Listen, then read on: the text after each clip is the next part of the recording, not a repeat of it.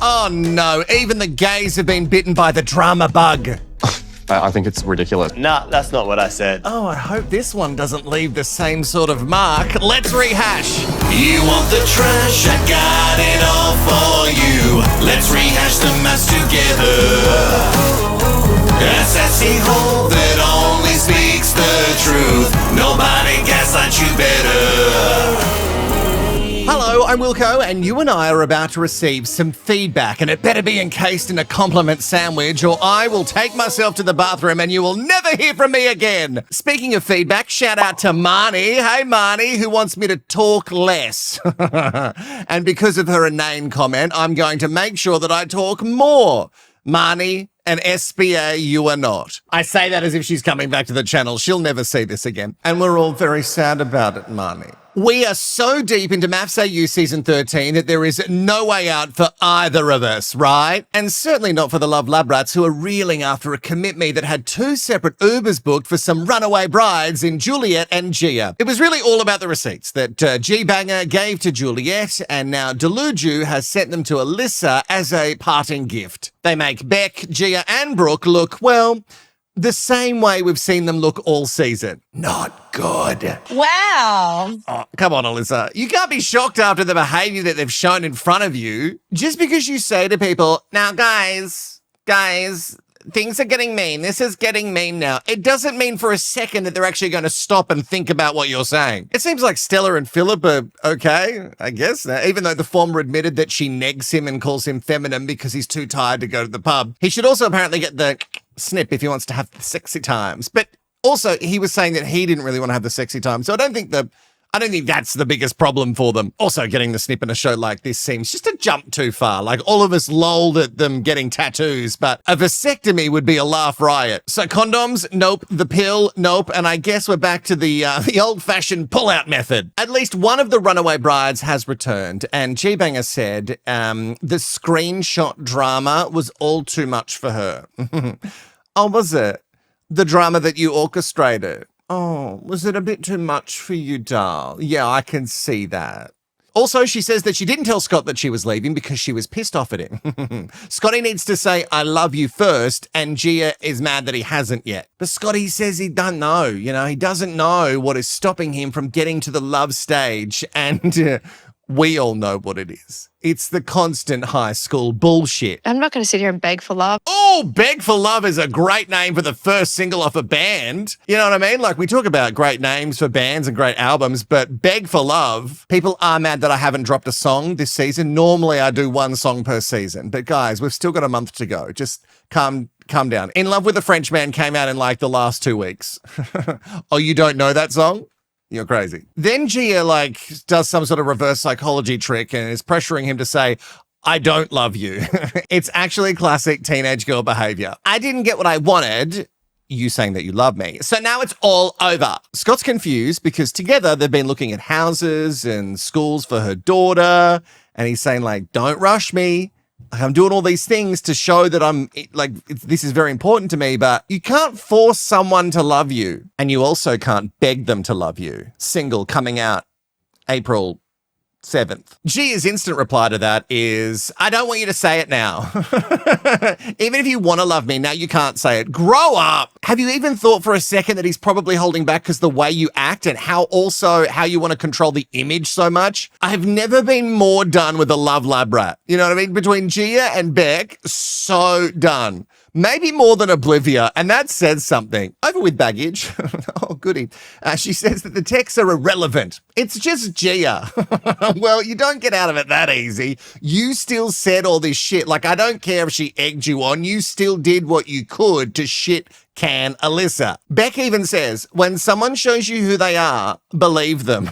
And Beck, babes, don't worry, we believe you. Baggage doesn't know that Alyssa has the screenshots, and I can't wait to see how this turns out. Some envelopes are here, and it's time for some feedback. So I guess we're not doing the couple swap this season, right? They're only parting from their TV spouse for a few hours to get their feedback from another Love Lab Rat. Another difference this year is that they won't know who they're meeting for the feedback. Anyone else feel like this change has been made for the likes of Gia, Scott, Beck and Danaconda. Because if they knew beforehand, they would definitely bail. The gays are on some rocky ground, which is interesting because the catch session, they were all loved up, right? From what we saw. No? Yeah, they were. Sam seems like he isn't on board with the living arrangements that Chris was spinning at the Commit Me about how he will be at the farm and Sam in Sydney and they're just going to go back and forth. Anyway, to add to my confusion, because of all the stuff we don't see, the robot, the voiceover robot says the partner swap task. Is it a partner swap or are we just going to have a drink with someone? Because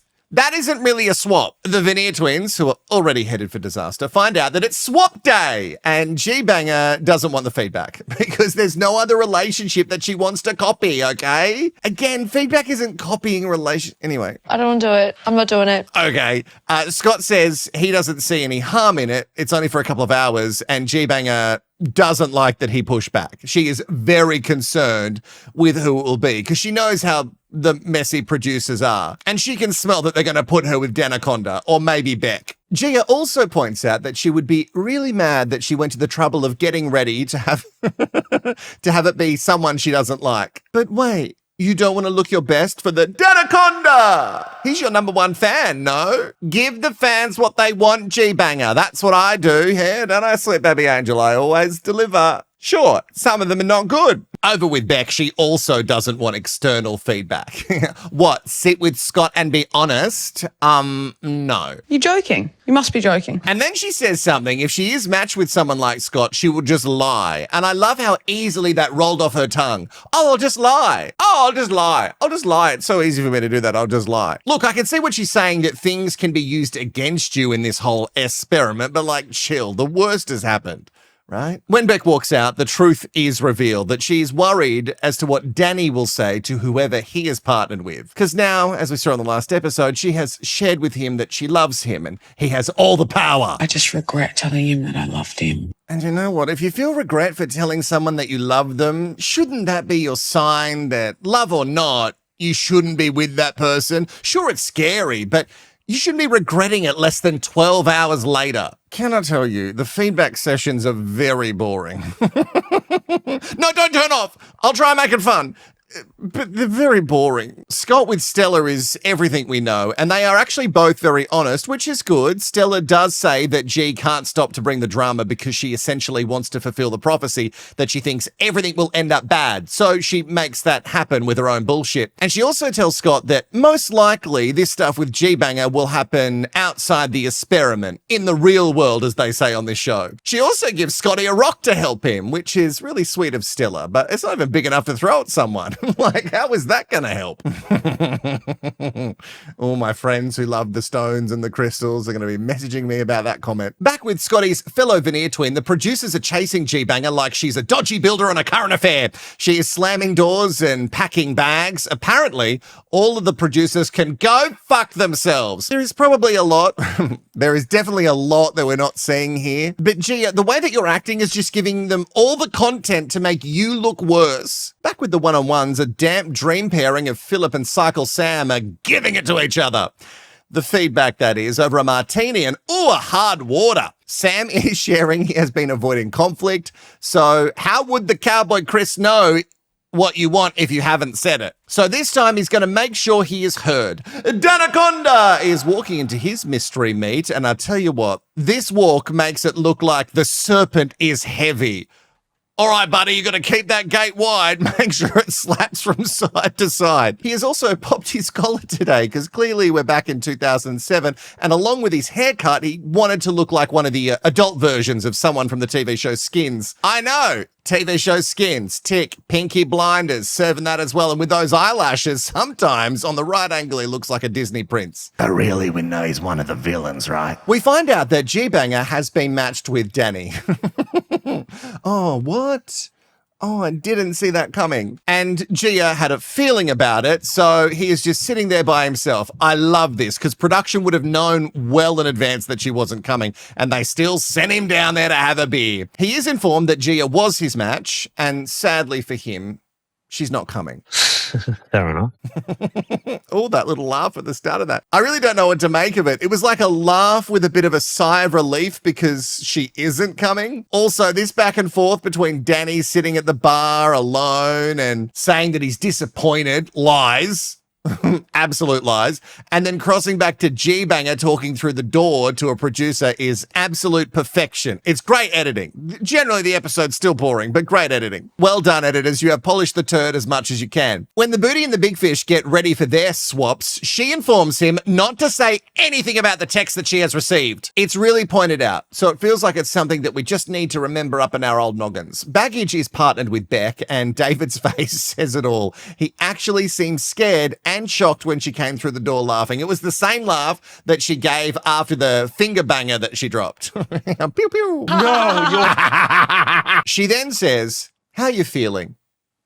with a hand resting on his shoulder. And it sent a shiver up my spine. I used to work with someone who would like try to touch me while being an icky human, and it was just bone chilling. So the whole chat involves David trying to avoid the texts, and clearly it's very stressful because Beck brings them up straight off the bat. Baggage then talks about how, I've taken full accountability, and then she does her whole, but Gia. She calls what Gia has with her a vendetta, and that David and Alyssa have just been caught in the crossfire. Wow, that is such a minimization of what you've done, Beck. You have contacted people back in Adelaide to find out all the negative shit you can on Alyssa because you didn't like her, and then you join with Gia to be against Alyssa, and now you're only against Gia now because you both decided that you hate each other more than the booty. Am I right? And then Beck shows us who she really is again with the continued lies about the text messages and what they contained. I wasn't rude about you. I wasn't rude about Alyssa. Liar, liar, Baggage on fire. Calling her a rat bitch and a beep, beep, beep. It isn't rude. To me, you're all love lab rats. But if anyone's an actual rat in this show, it's definitely you, Beck. Oh, and definitely Gia. David cannot believe that she is lying straight to his face right now. Beck does the whole, go through my phone, do it. Because I've already deleted everything. David tells her that the texts were vile, and Beck's like, how do you know that though? And he follows it up with, we've seen them. And her face, is certainly a producer special because the edit, she's leaning forward at one part, and you know what I mean? But the face is glorious when she learns that the Delujus sent them to Alyssa, and of course she did. She wasn't just going to sit on those. Have you met her? Also, naughty, naughty David. You were not meant to say shit, okay? So I think this big fish is going to get a grilling tonight. Still, Alyssa shouldn't have asked him not to speak his truth. You know what I mean? Let him speak. Beck's rebuttal is, well, you didn't see all of it because it was a group text. Still, it doesn't take away from what you said. And then she goes on with her little piece to camera about how she takes accountability, owns it. When she says wrong, she, blah, blah, blah, blah, blah. And then you rinse and repeat. Sure, you own it and you go, oh no, and you have a bit of a cry and you get everyone back on side and then you do it again. Nobody cares. You and Gia deserve each other as friends. And then she puts on the crocky tears again. I can't believe it. I can't believe this. Oh, and the only takeaway for Beck from this is to not put anything in text messages. Over with G-Banger, well, guys, she's just had a chill day. She didn't even have to leave the Love Rap maze and give feedback to the geezer. She's been listening to Coldplay on the balcony, hoping that someone will desperately fix her. Cute tip. Only therapy can do that, babes. When Scott returns, he seems worried that Gia had the balcony door open, as if she's about to push him off the edge. She goes on with the same bullshit loop with how she doesn't need feedback because nobody here can tell her shit. Scotty does seem nervous to share what he has been doing with Stella, which wasn't bad at all. It does say a lot about their TV marriage. He even shares that he got a little rock. That's so cute for you guys. Yeah. Gia, less impressed now. Even though Scott is giving us like a watered down version, I love when he shares about the worry of the drama life continuing outside the experiment. G-Banger says she is a mum and she doesn't have time for drama. Okay, I know many a mum who loves drama and they proclaim that they don't have time and yet they're always doing it. Gia doesn't care for Stella's feedback. Imagine being that pressed with an external opinion. Gia is so insecure. That's why Beck and her don't click, because they can smell it all over each other. If you were actually secure in your relationship, this wouldn't matter at all. But because you know Stella has called it correctly, you are burning. Float your boat, get some one-on-one time with the booty, and her advice is the same thing that he's heard since, week 2. Just jump Rachel's bones already, which I doubt he will do, and I'm even more positive that he doesn't want to hear that ever again.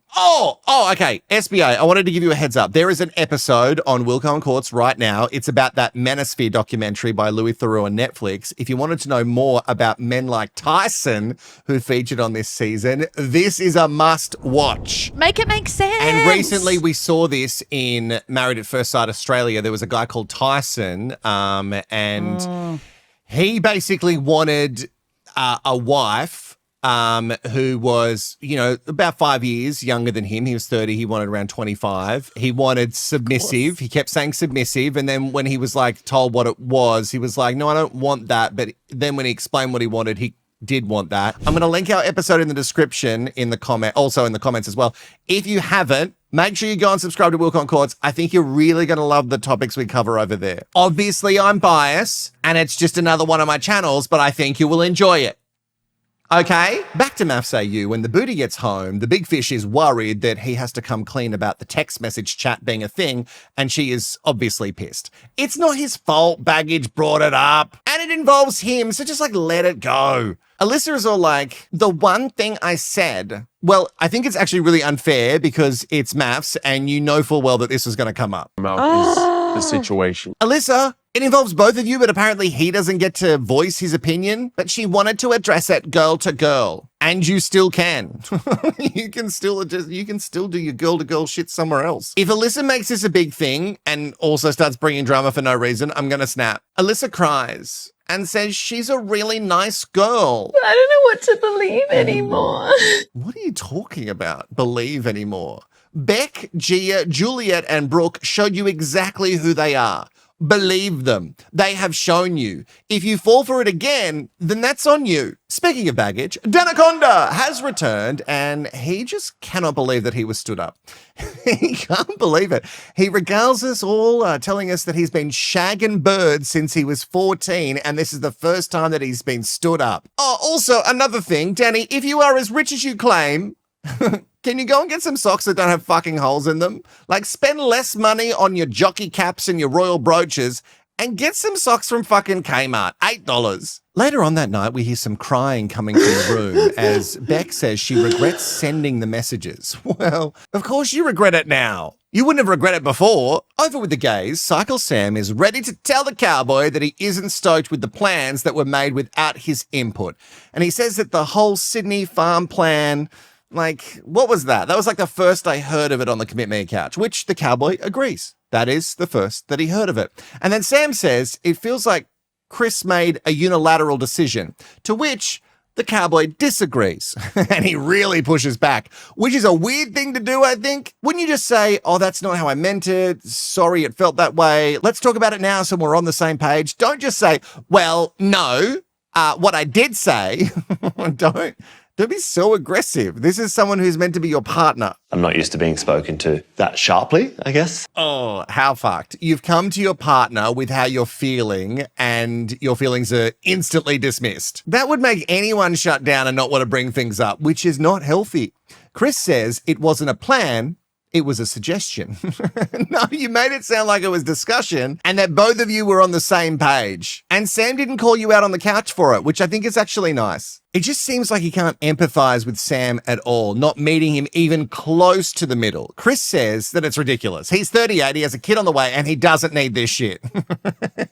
So you're saying that his feelings are ridiculous, gives us an insight into you being single all this time. You can't just shit on someone for speaking up. Even if you disagree with it, you have to listen and then you have to talk it through. And it's the attacky nature. Apparently, Sam should have found what he said on the couch cute.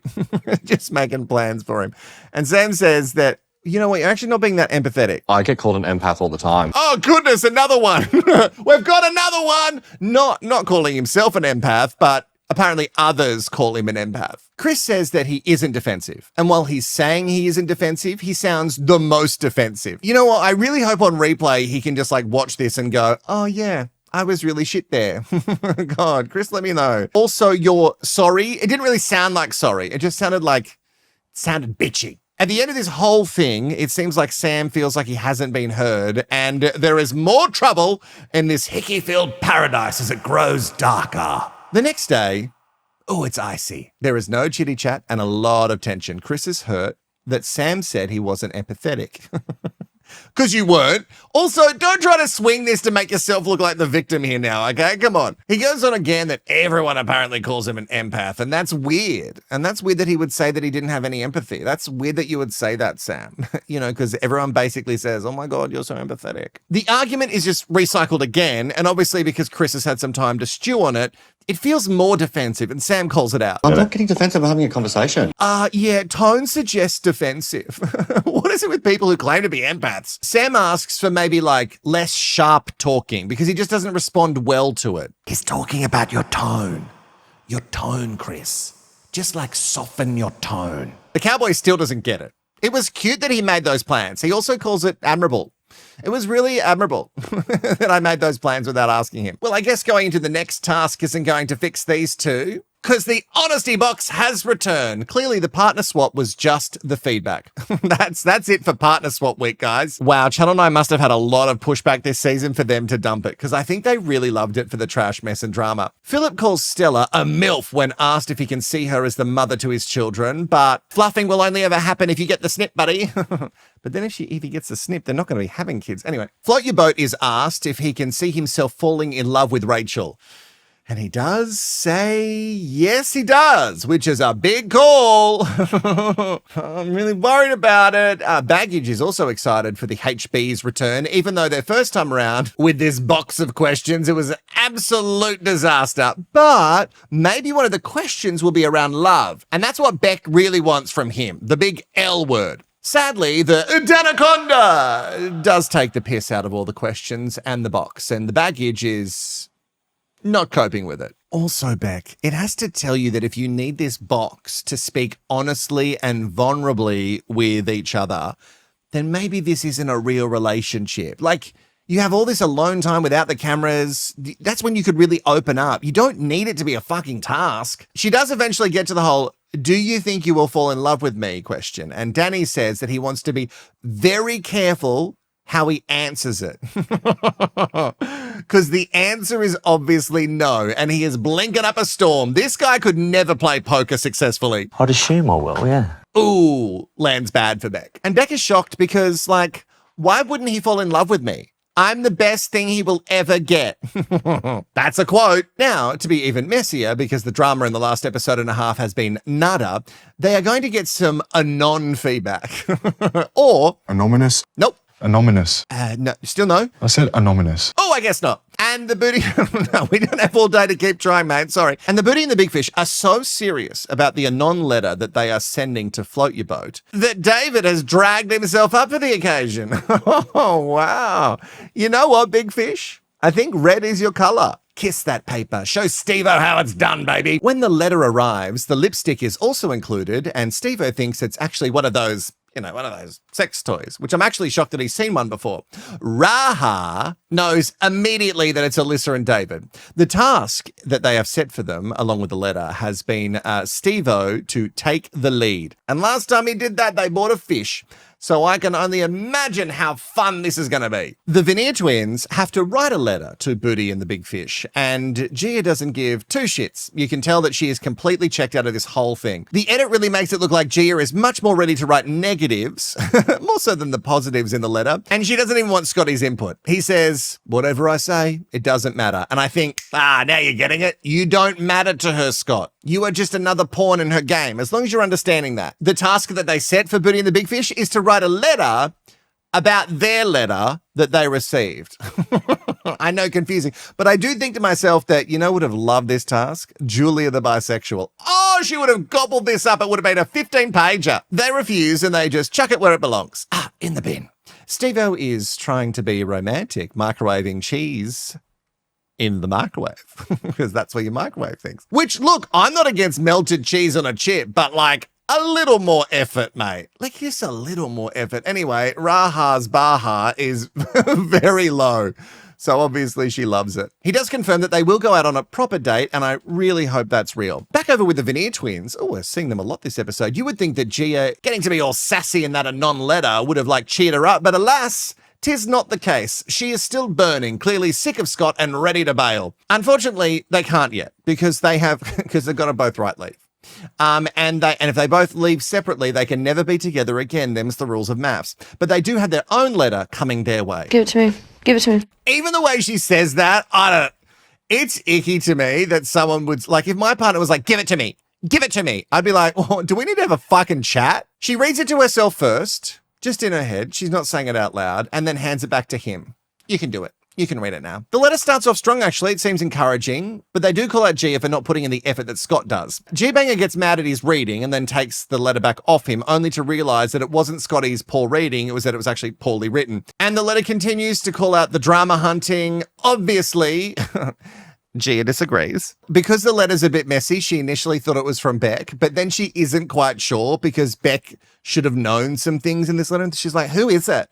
Who wrote this? The task that they are set by the Anons is to not have physical connection for 10 days. Obviously, they refuse because Gia says that's stupid. We find out the letter's from Stiller. No thanks. Oh, no. Oh, no. Scotty says he thinks today Gia was not open to feedback.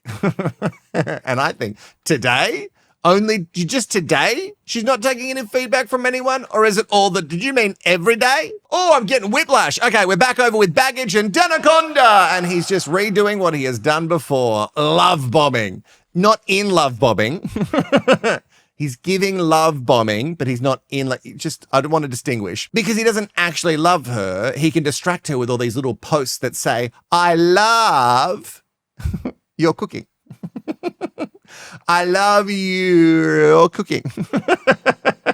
That's close enough, right? You can tell that he's done this so many times before to like get himself out of shit. And again, it has worked. It has won her over. This is the MAFS equivalent to, quick, look over there. And at the end of the night, we're back with the Veneer twins. They're on the balcony and this time they're not listening to Coldplay. And I will try to take you to therapy because it's not my job to fix you.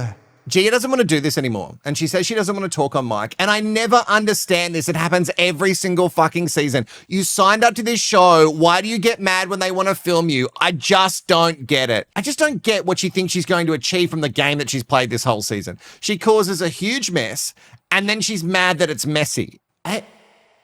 What? Scott admits to the producers that Gia has said that she wants to leave and he's ready to leave with her.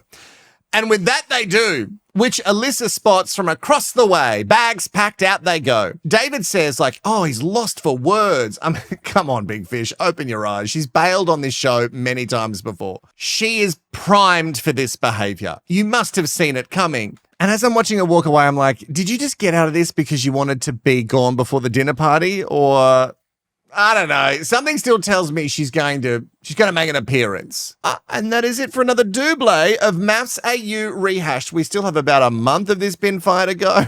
MAFS is a marathon, not a sprint. Tell me something. If you and I have gone all the way, put in the comments feedback. And if you want to put your feedback from you to me about the channel, you can, and I will gladly listen. Unless it's like, talk less. I can't talk less. Because the whole thing is me talking. Actually, I should put up a video of just me sitting here quietly. Maybe she'd really love that. Actually, if you are a sweet baby angel, and I'm sure you are because you've come all this way, if there's some episodes that you haven't watched of this season's MAFS Rehash, go and watch them. Go and check your history and see if maybe you've missed some. Go watch them. Do it. Bye, sweet baby angel.